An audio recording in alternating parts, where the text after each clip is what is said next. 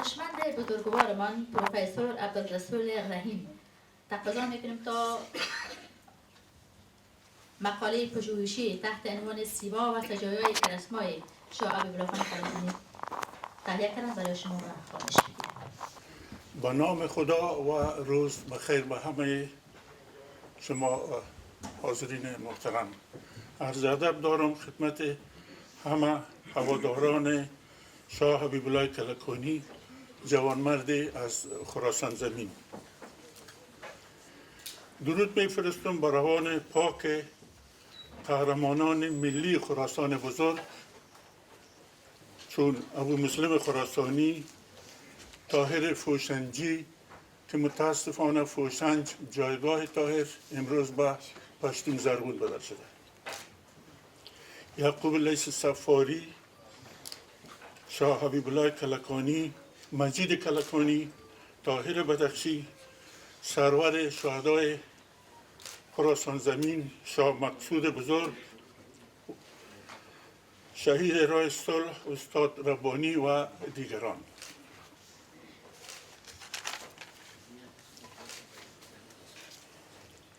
تشکر میکنم از برادران و دوستانی که این محفل برگزار کردن و ما امروز میتونیم درباره شاه حبیب الله کلکانی شاه مظلوم گفتمانی داشته باشیم و دربارهش صحبت کنیم.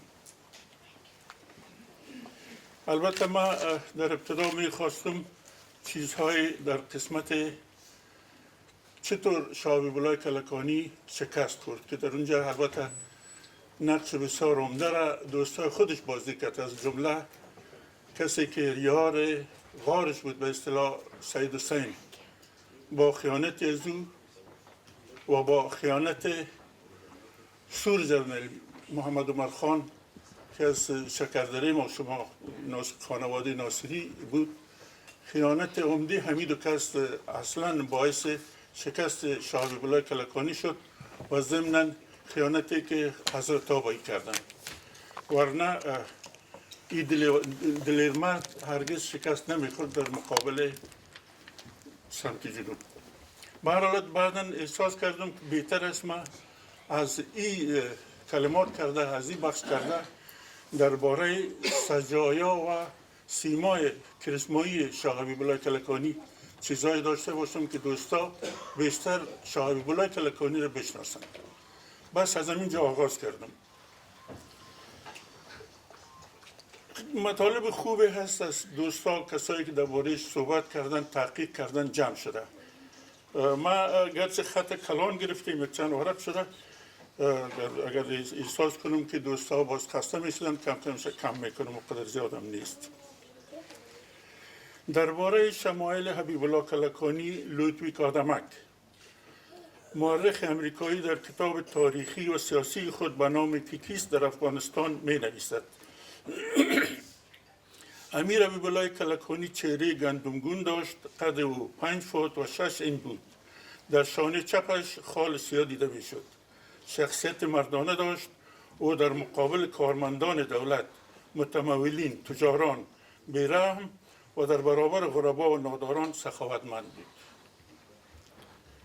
کمیساریای شوروی در افغانستان هنگامی که رژیم حبیب الله کلکانی در آستانه واژگونی بود در سند خاطرنشان کرده بودند که دیگر زمینه‌های انقلاب کشاورزی، مسئله کشاورزی و جشن دهقانی که با روی کار آمدن حبیب الله کلکانی به وجود آمده بود سراب بیش نیست و نمیتواند در آینده‌های نزدیک عملی گردد.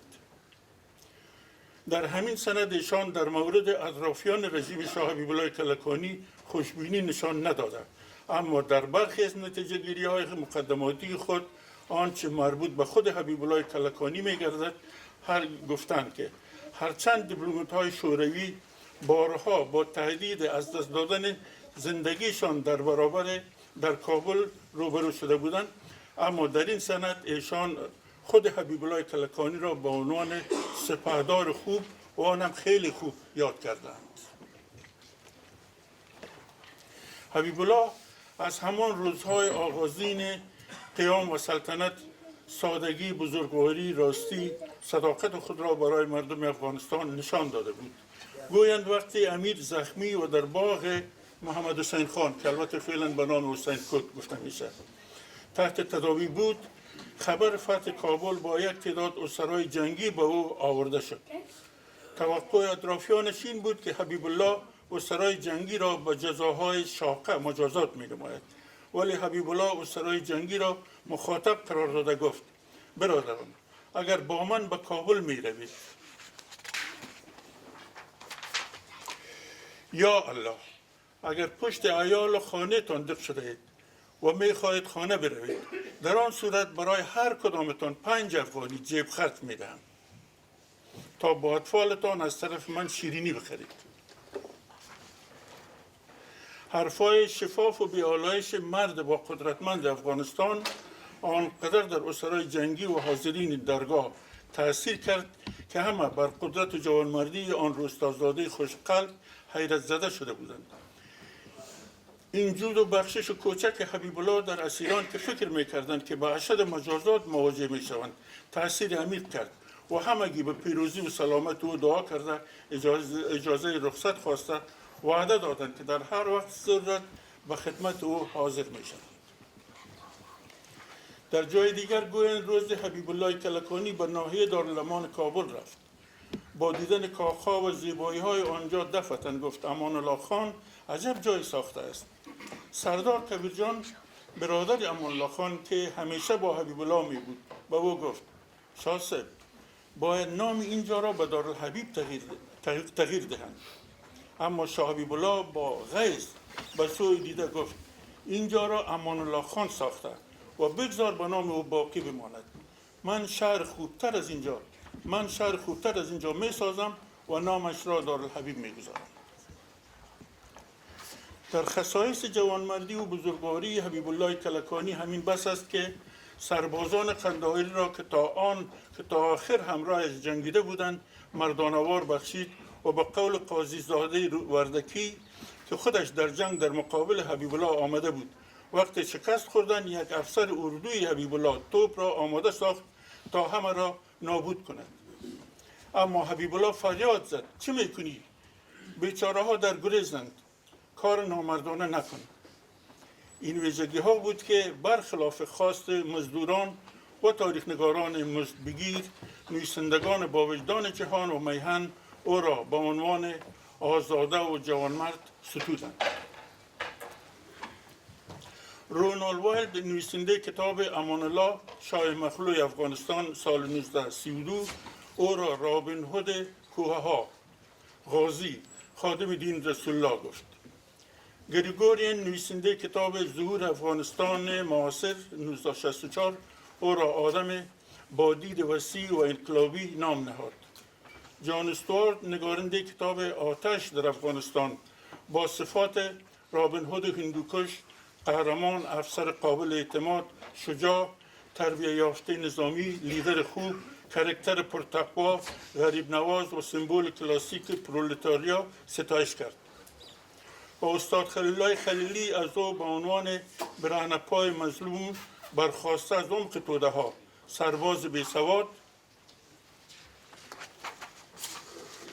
شجاع، جوانمرد، ذکی، امین، وفادار بعد، مظفر، فاتح میدان، قهرمان مردم، پادشاه بیتاج، درباری ساده و بی‌تجمل، حافظ دین و حامی استقلال یاد نمود. فرمانروایی که آزاد و غیر وابسته زید پادشاهی کرد و شهید شد. از نگاه اخلاقی حبیب الله کلکانی انسان با اراده شریف و با ایمان بود. او به طور منظم نماز می‌خواند و از عیاشی، دروغ، خشونت و توهین دیگران دوری می‌جست. حبیب الله با زنبازی و بچه‌بازی بیگانه بود. علی‌الرغم اندام بزرگ و تنومند، خوراک کم داشت، بهترین مصروفیتش شکار بود. هنگام کار لباس رسمی سپهسالاری می پوشید و در باقی اوقات لباس محلی وطنی پیراهن و تنبان داشت. اکثرا سفید می پوشید، دستار می بست، در تابستانها چپلی ملتانی و در زمستانها کلوش روسی به پا می کرد. او همیشه پوشاک تمیز و پاک به تن می داشت. امیر حبیب الله کلکانی در برخورد شخصی انسان ساده معتقد به عنعنات و سنن مردم بود.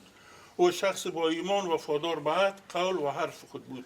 او بعد از رسیدن به قدرت رقبای خود را نوازش داد و به کارهای دلخواهشان گمارید.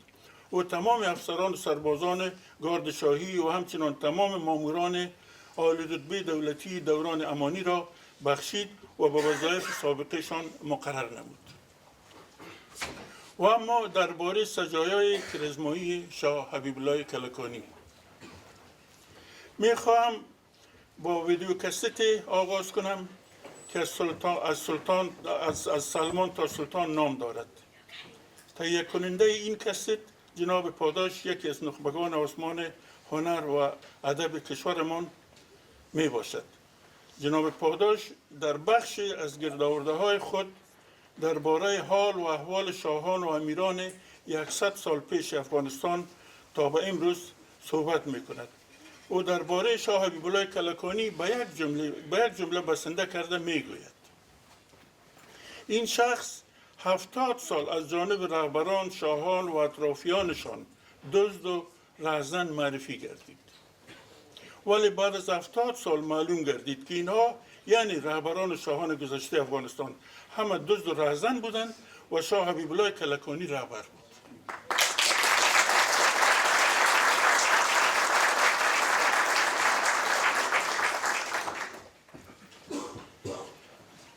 دکتر اکرم عثمان محمدزایی در داستان تاریخی خود به نام مرد و نامرد از مردانگی شاه حبیب الله کلکانی در مقابل استاد قاسم و دیگران یاد کرده و لحظه شیرینی ساخته است.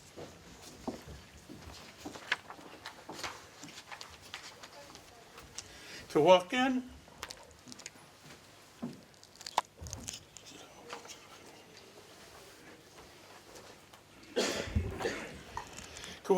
کلمه پردازی های جناب اکرم عثمان بر کیفیت داستان و شخصیت ممتاز شاه حبیب الله کلکانی می افزاید.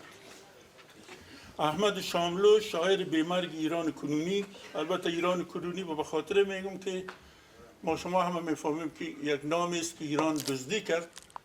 متاسفانه رهبران ما در وقت که داود خان و نعیم خان اینا بودن و ظاهر خان، اینها کمترین حرکتی هم نشان ندادن تا ایران را نگذارن که از نام پارس ایران را دزدی کنه و تا امروز جنجال هایی که ما داریم در هر مباحثه و گفتمان هنوز دوام داره و همه وقت صحبت آبادی است که اونا همه افتخارات ما را از خود میدانند و ما مبارزه و مجادله داریم. اومده این مورد یک مقاله به نام ایران یا فارس هم نوشته کردیم و در فکر میکنیم در تارنمای خاوران چاپ شده. اگر دوستان علاقه داشتن میتونند این مورد هم بیشتر ببینند. های از تاریخ معاصر وطن ما به زبان روسی به چاپ رسانیده است. انجینر سخی غیرت، یکی از کارآگاهان سیاسی و ادبی کشور، متن روسی این کتاب را به فارسی ایدری برگردانده و از طرف مرکز نشراتی فضل به چاپ رسیده است. جناب سخی غیرت مترجم کتاب پیشگفتار خود را به این شعار خاتمه میبخشد: بگذار این نمونه سزاوار ستایش خانوادستان کشور را الهام بخشد تا رویدادهای خونین و بزرگ دوران خود را بنویسند و به نسل‌های آینده به یادگار گذارند. بعد از پیشگفتار در محتوای اصلی کتاب آمده است که بار امیر حبیب الله کلکانی به شیرجان خان گفته بود بیا که در کشور جمهوری بسازیم. ببینیم نتیجه چه می شود. ولی شیرجان خان وزیر دربار دوراندیش به وی توضیح داده بود که برای ایجاد جمهوری زمان لازم است و باید بسیار کارهای مقدماتی انجام یابد. سردار محمد رحیم خان در قسمت دیگر کتاب برگه‌هایی از تاریخ معاصر وطن ما می آورد که به طور کلی حبیب الله کلکانی هم در زندگی و هم در نظریات خود بسیار دموکرات بود و به غارتگری و تجاوز اجازه نمیداد. روایت است که محمد نادر تعدادی از وزیران و مقامات بلندپایه دولت شاه حبیب الله خادم دین رسول الله را خلاف سوگند قرآنی خود به دار آورد و به مادر گرانمایه شیرجان وزیر دربار و خواجه محمد صدیق خان فرقه اجازه داد تا اجساد فرزندان خود را به صورت استثنایی در گورستان آباییشان در پروان به خاک سپارند. ولی مادر با شهامت این جنرال شهید وطن و دختر میر مسجد خان کوهستانی با کینه مقدسی که علیه استعمار بریتانیا و تکیهگاه های محلی آن در افغانستان داشت به نادرشاه پیغام فرستاد که شیران گور و کفن ندارند.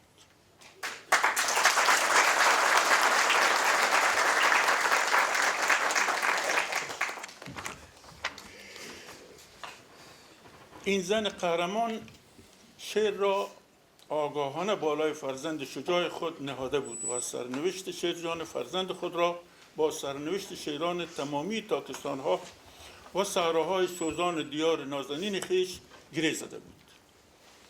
من یک ذره کم میکنم. عصر دولتشاهی نویسنده آگاه کشور نوشته ها و نظریات مختلف در مورد حبیب الله کلکانی و امان الله را ناشی از دشمنی یا حب بیش از حد تاریخ نگاران در مورد ایشان دانسته می نویسد که شخصیت اصلی این دو کس در بسیاری موارد در پرده ابهام باقی مانده است. در مورد حبیب الله کلکانی اشرافیت حاکم و سلطنت خاندانی و دودمانی آنقدر تبلیغ کرد و آنقدر به دنبالش سخن ناروا گفتند که مردم کمتر مجال برای دریافت حقایق در مورد شخصیت او می‌یافت.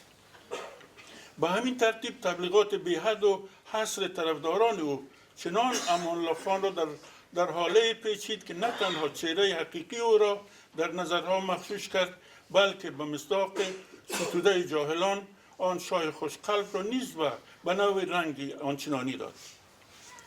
حالا که شرایط برای همه فراهم گردیده تا به راست از زهره چشم خونخواران و دشخیمان به بیان راستی ها و درستی ها بپردازند، دیده می شود که نه امان الله خان همان خوب بود و نه هم حبیب الله کلکانی چنان شخصیتی بود که خاندان شاهی و نمک پرورده های قلم به دستشان از او ترسیم کرده بودند. عصر دولت شاهی جناب آصف آهنگ در کتاب یادداشت‌ها و برداشت‌های از کابل قدیم حبیب الله کلکانی را زیر عنوان لالا آخرین عیار و جوانمرد کابل در زمره کاکه‌ها و عیاران کابل و با همان نام عیاریش لالا معرفی می‌دارد. آهنگ در آغاز معرفی حبیب الله کلکانی واضح می‌سازد که او از نوجوانی پای صحبت بزرگان می‌نشست و به قصه های طاهر فوشنجی و یعقوب لیث صفاری گوش میداد. آهنگ در لای الفاظ دقیق و حساب شده خود در پیشگفتار کتاب به خواننده القا می نماید که لالا فرزند اصیل خراسان و از تبار عیاران سیستان بود. سپس جناب آهنگ سخنانش در مورد لالای جوانمرد و کاکه را چنین آغاز می نماید: روزی که قدرت را به دست گرفت و در بازار گردش می کرد، مرد کهنسال نزد شاه نزد او شد و او را نفرین کرد که تو خود را مسلمان میدانی ولی مردان تو امروز پسر مرا که جوان مسلمان است به خاطر زیبایی او بردند. لالا سخت متأثر شد و به محافظین خود گفت با این پدر من بروید و فرزند او را با هر کسی که چنین کار کرده است بیاورید. حبیب الله با شنیدن این سخن گردش را قطع کرد و برگشت. محافظین فرزند آن ریش سفید را از اتاق یک چند عسکر که به ساز و آواز مشغول بودند گرفتار کرده نزد او آوردند. لالا که از شدت خشم می‌لرزید آنها را دشنام داده گفت من مملکت را گرفتم تا مردم آرام زندگی کنند و شما برخلاف امر خدا و رسول چنین کردید. سرهای عسکرها با پایین افتیده و چیزی نگفتند. حبیب الله هر 5 عسکر را به گلوله بست. مرد در پای لالا افتاد. لالا گفت پدر تو مرا ببخش که چرا پادشاهی میکنم و از حال ملت خود بیخبر هستم. خب من بیشتر گویند امین الله پدر لالا که سقای غازیان بود، بعد از رسیدن قدرت پسرش در ارگ زندگی میکرد و در مجالس می بود. کسانی که به خدمت شاه حبیب الله می آمدند، امین الله با احترام از جایش بلند می شد و از میمانان پذیرایی می کرد. یک روز هر قدر اشخاص که به دربار آمدند، امین الله از جایش بلند نشد. لالا کمی متأثر شد و با پدرش گفت که همیشه تو از مردم پذیرایی میکردی، اما امروز در مقابل مردم بی‌اعتنا بودی، از جایت شور نخوردی. امین الله به بیرون اتاق اشاره کرد و حبیب الله با آن سوی نظر کرد، چیزی ندید و باز تکرار کرد. آخر پدر شال را از دورش دور کرد و نشان داد که لخت و عریان است و ازار خود را شسته و بالای بوته گل انداخته است تا خشک شود. حبیب الله از این حرکت خیلی پشیمان شد. شیرجان خان وزیر در همین اثنا گفت که 1-2 دست کرته و ازار برای پدرت تیار کن. حبیب الله در جواب گفت تخت را برای این نگرفتم که از حق مردم با پدرم کرته و ازار بسازم.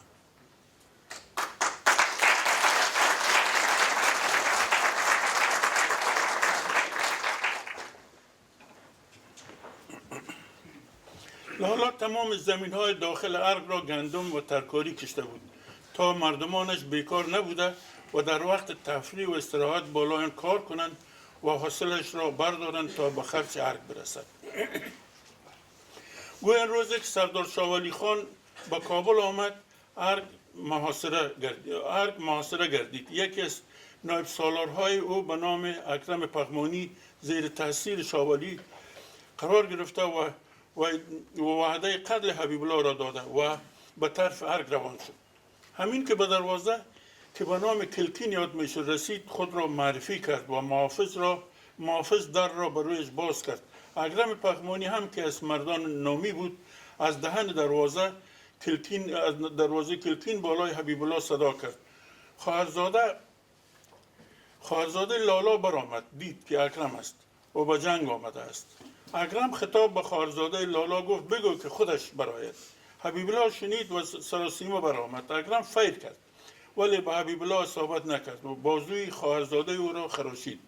حبیب الله دیگر موقع فیر به اکرم نداده صدا کرد اکرم بگیر و با تیر او را دوخت و حبیب الله واپس برگشت. حبیب الله در جنگ هایی که بخاراییان با روس‌ها کردند اشتراک داشت و رشادت های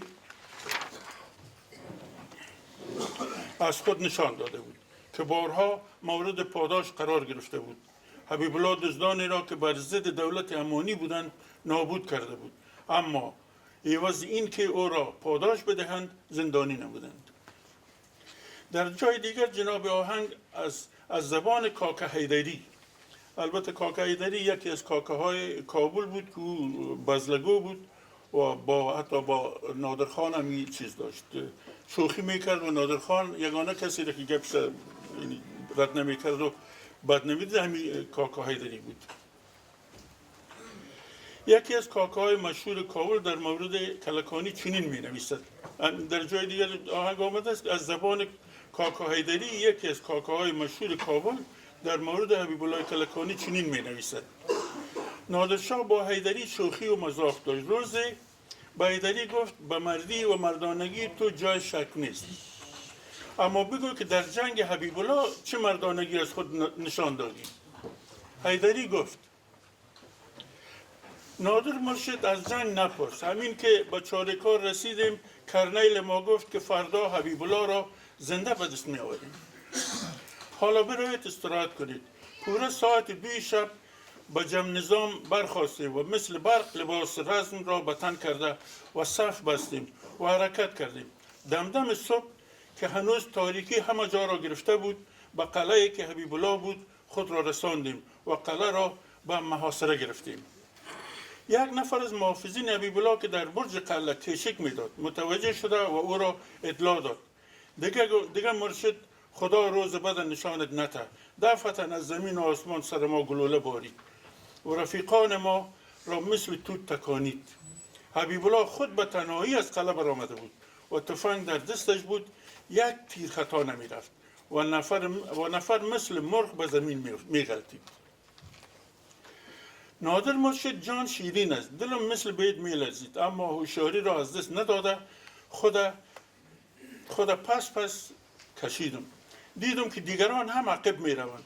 همین که از تیررس دور شدم دیگر چه بگویم، چنان گریختم که موتر به گردم نرسد. فقط پت پیزا را در سرای خواجه بلند کردم. کرنیل ما از من پیشتر رسیده بود. خندیده گفتمش کرنیل صاحب حبیب الله را گرفتی؟ بسیار خجل شد و گفت من تا حال چنین مرد ندیده بودم. حقا که او مرد است، عقاب است، شیر است، رستم است، او شکست ندارد. بسیار خندیدم. نادرشاه گفت باز چی کردی؟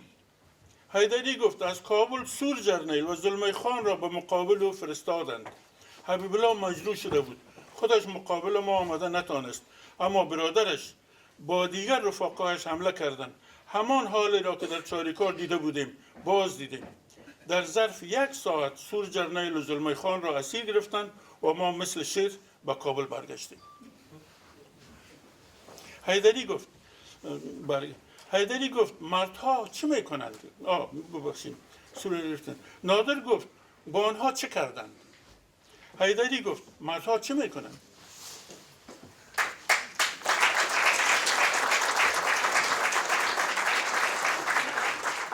نادرشاه گفت اگر سرکشی کنند گردنشان را میزنند و اگر تسلیم شوند عفو میشوند. حیدری گفت آفرین مرشد، حبیب الله مرد بود. بعد از او مردی و مردانگی از این خاک رفت. او مانند کاکه های قدیم کابل ما بود. خدا او را بیامرزد. او اسیران را عفو کرده و رها نمود. خب عصر دولتشاهی در مورد حبیب الله کلکانی 3 دیدگاه متفاوت را برمی شمارد.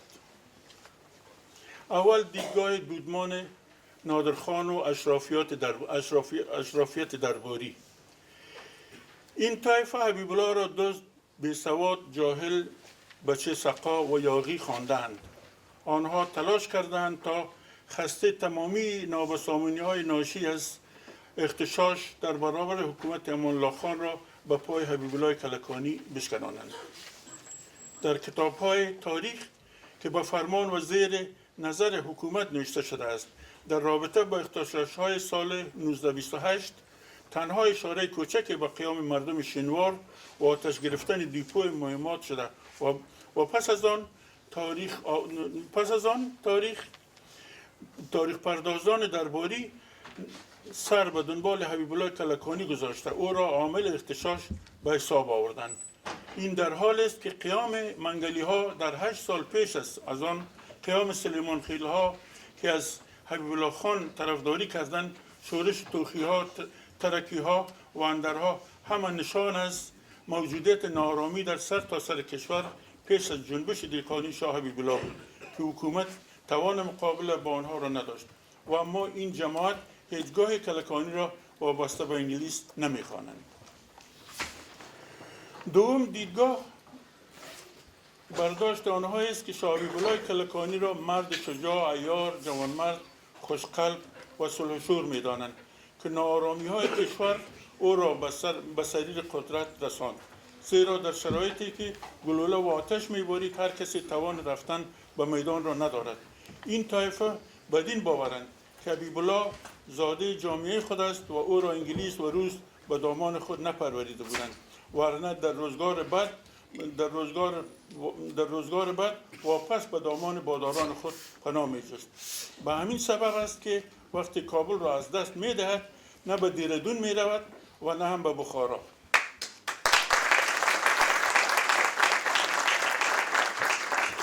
او با آغوش مردمش پناه میبرد.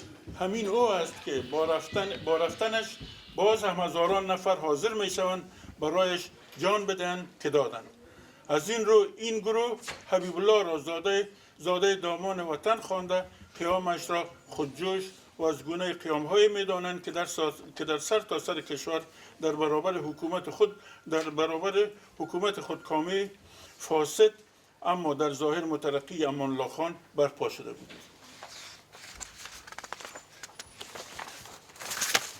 ورق آخر است بکشید. سوم، دیدگاه نظر طرفداران امان الله خان است. آنها او را وسیله در دست برنامه‌های انگلیس می‌دانند که برای سرنگونی امان الله خان و آوردن نادر خان از آن استفاده شده است. این طایفه نیز از عوامل داخلی که اثر ضعف و ناتوانی دولت به میان آمده بود چشم می‌پوشند. آنها نمی‌خواهند بگویند یا حوصله آن را ندارند تا با برنامه‌های سیاسی و اجتماعی امان الله خان نظر انداخته و نشان دهند که آنچه امان الله خان روی دست گرفته بود خواه‌ناخواه شورش برانگیز بود. سردار محمد رحیم خان شیوان از همین دسته سوم بود. او در رابطه با چگونگی روابط امان الله خان با نادر خان و پس آنها رابطه این دومی با حبیب الله خان کلکانی می نویسد. هنگامی که حبیب الله به قدرت رسید خواست نادر خان و برادرانش را که در پاریس به سر می‌بردند به افغانستان برگرداند. از رویدادهای تاریخی بالا و سجایای کرزمایی که درباره شاه حبیب الله کلکانی بیان گردید واضح می شود که حبیب الله کلکانی نه تنها برخوردار از عقاید دینی بود بلکه شخصیتش در کوره فرهنگ و تمدن خراسانی و تصوف و عرفان شرق پخته شده بود. دارا بودن فرهنگ شکستگی در اوج قدرت را تنها شخصیت‌های می‌توانند تبارز دهند که ظرفیت‌های اخلاقی و معنویشان در همین فرهنگ شکل گرفته باشد. آن فرزند کودامن دزدوار و دزدگونه حکومت نکرد بلکه در زمان رهبری از خود قناعت به نفس شیوه مردمی نشان داد و در همان دوره زعامت کوتاه ولی مردانه خود از زبان و زنان دشمن پاسداری به تعصبی، وفا به پیمان و حرمت به قرآن خدا را به یادگار گذاشت. این شیوه های از خودگذری، قناعت پسندی، ساده زیستی، جوانمردی، چشم سیری و بیالایشی شاه حبیب الله است که بر کارکردها و کارنامه های بس امیران و شاهان محمدزایی چربی می کند و در نتیجه جوانمرد خراسانی را از حاشیه به متن تاریخ که کاکوار جهاند و آفتابوار درخشاند. حیف افسوس که آن شهسوار گردنفراز و یارانش نامردانه به دست جلادان تاریخ کشور شهید شدند و اما یاد آن آزادگان و فرزندان ملت غیورمان همیشه در حافظه ملت و تاریخ برجا ماند و جاودانه خواهد ماند. پدرو